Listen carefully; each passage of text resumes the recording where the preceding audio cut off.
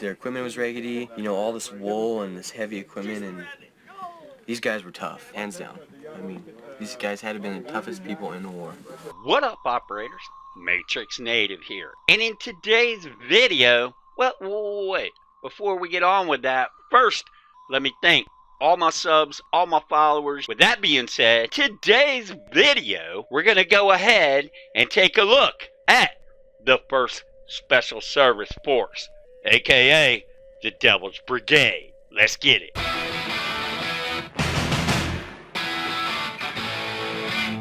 So before we track on, for you warriors that have never heard of the 1st Special Service Force, basically they made a movie out of the nickname called The Devil's Brigade. It's an older flick, however, it's a good one, an oldie but a goodie, as well as I'll be linking in the description some current hitters like military members from today's front line. Basically, they went through the exact same training with the exact same gear that the Devil's Brigade worked with. I don't know. Check out the video. See what they think about the training. And more importantly, see what they think about the damn gear that our forefathers had to go battle with. So, the Devil's Brigade, properly designated as the 1st Special Service Force. Basically, the Devil's Brigade was a joint World War II American-Canadian commando unit trained at Fort Harrison in Montana of the United States. Many modern American and Canadian Special Forces units trace their heritage and lineage to this unit. So the volunteers for the 1,800 man, that's 1,800 man force, consisted primarily of enlisted men recruited by advertising at army posts, you know, recruiters on the telephone pole back in the day, stating that preference was to be given to men previously employed as, say, lumberjacks, forest rangers, hunters, game wardens, and, you know, the like of that. The 1st SSF, that's what we're just going to call it here, or the Devil's Brigade. Much feared for their fighting prowess, the moniker the Black Devils was adopted after the discovery of a personal diary of a German officer referring to the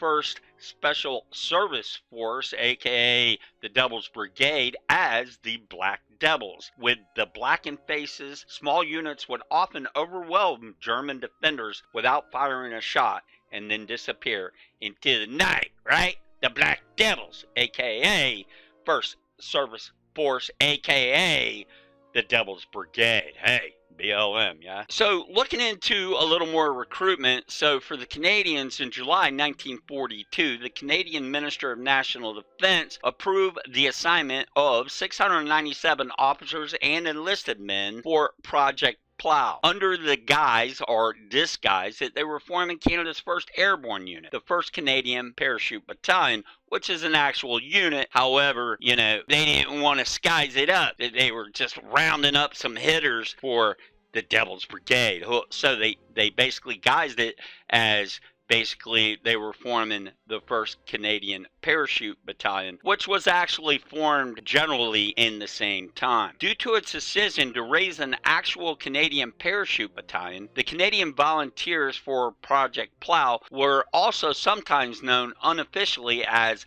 the 2nd Canadian Parachute Battalion, because the Canadians did not officially become a unit until April 1943, as stated under the designation 1st Canadian Special Service Battalion. While its members remained part of the Canadian Army, subject to its codes and discipline, and actually paid by the Canadian government, they were to be supplied with uniforms, equipment, food, shelter, and travel expenses by, you know, Uncle Sam of the United States Army. Some, you know, refer to him as Uncle Slam. I don't know. It was agreed that a Canadian would serve as second in command of the force, and that half of the officers and 1/3 of the enlisted men would be Canadian. The highest ranking Canadian in the force was Lieutenant Colonel Don Williamson, who actually commanded the 2nd Regiment. As stated, they went under basically as a guise that they were forming and doing some training in the United States. Again, as stated in Montana,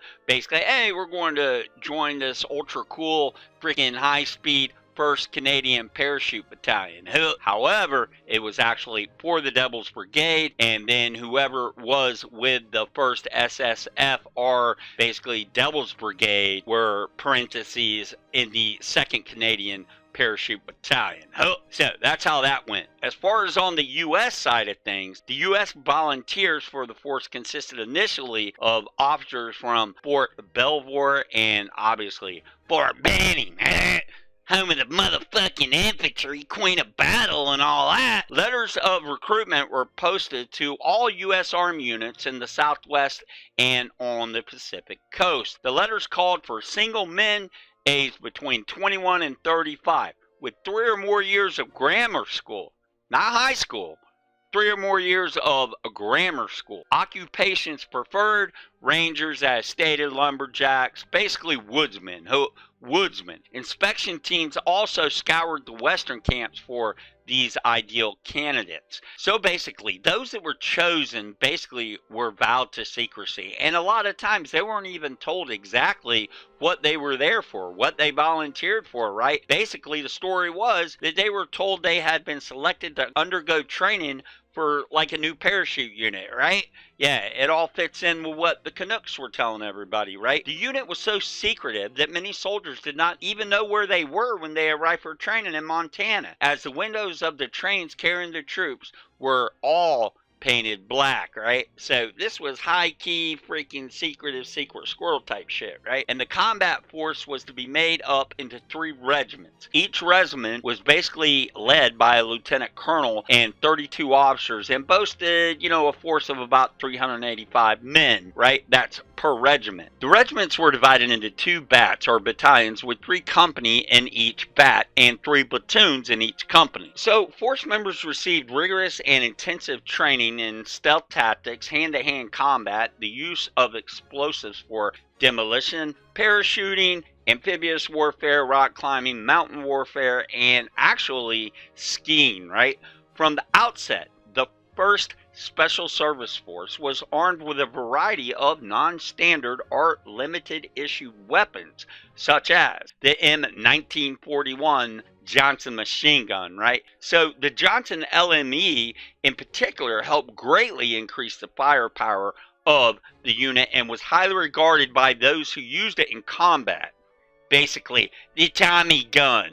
Colonel Frederick himself participated in the design of the fighting knife made exclusively for the force, called the V42, the Victor 42 combat knife. The formation patch was a red spearhead with the words USA written horizontally and Canada written vertically. I'm not really going to go into what I think. For the most part, in general, right, I really do like our northern freaking neighbors, right? Now, I do feel sometimes that they're just too freaking nice.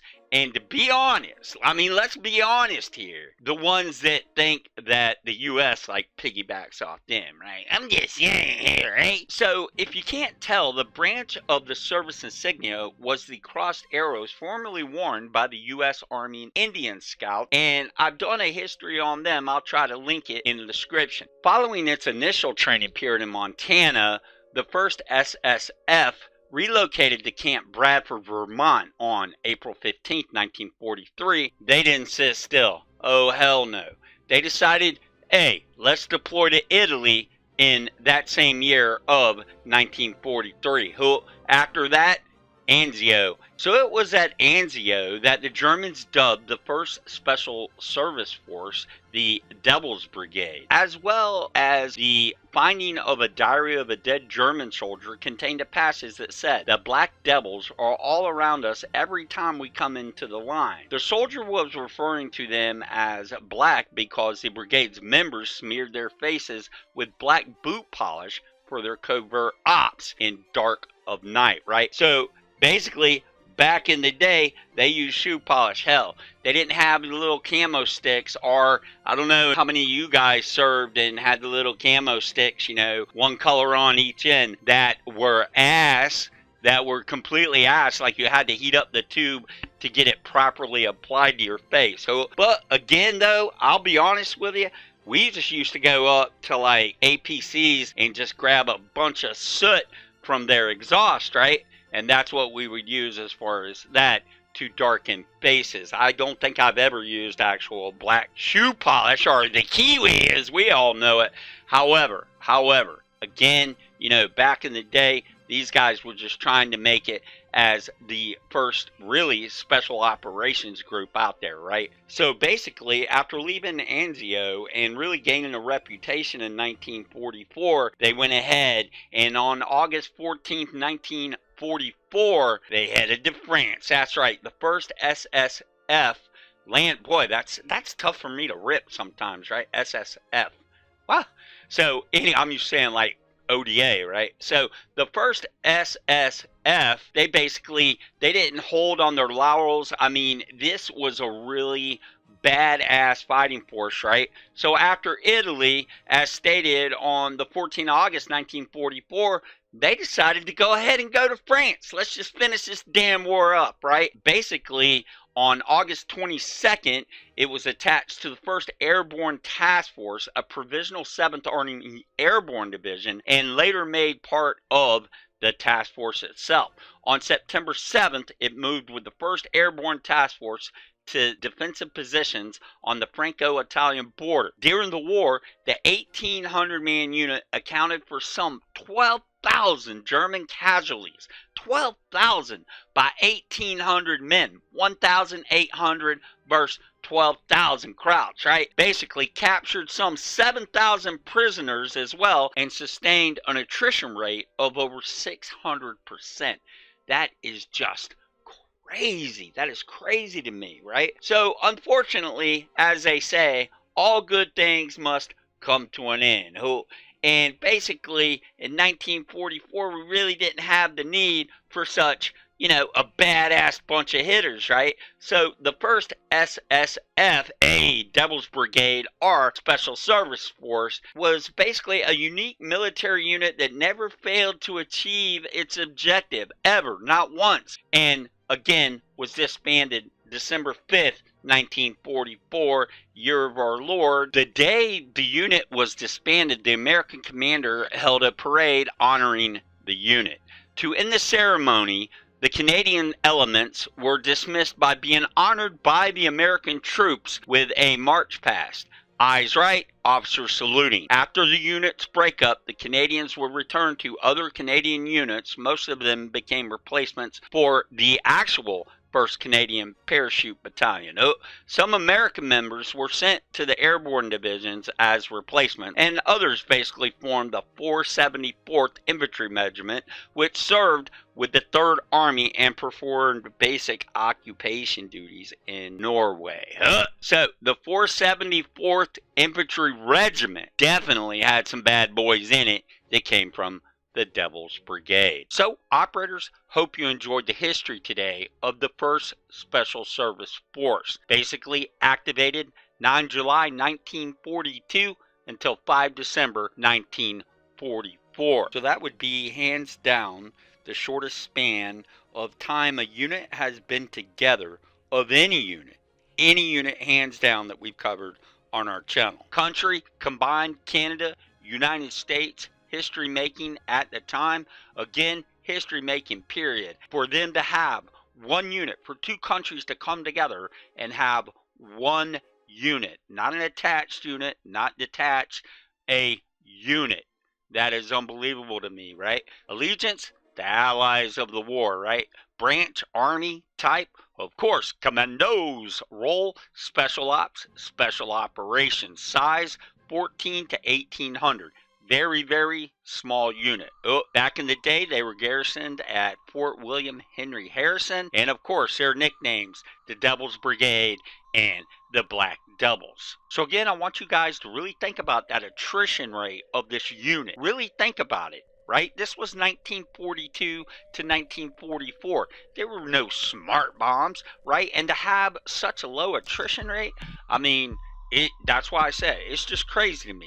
Just crazy. So here's a little bonus question I'm throwing in. See if you guys were paying attention to the history today. So I stated that I never donned the black shoe polish or the kiwi, never applied it for my dark map of camouflage. Why would I not? Leave your answers in the comments for an attaboy. So with that being said, operators on your feet. Hope you have an amazing day today. I hope tomorrow was amazing. I hope yesterday was amazing for you. Don't forget, tell all your friends about our channel here. And one time, snipe like, snipe the sub, because that's how we roll. Catch you next vid.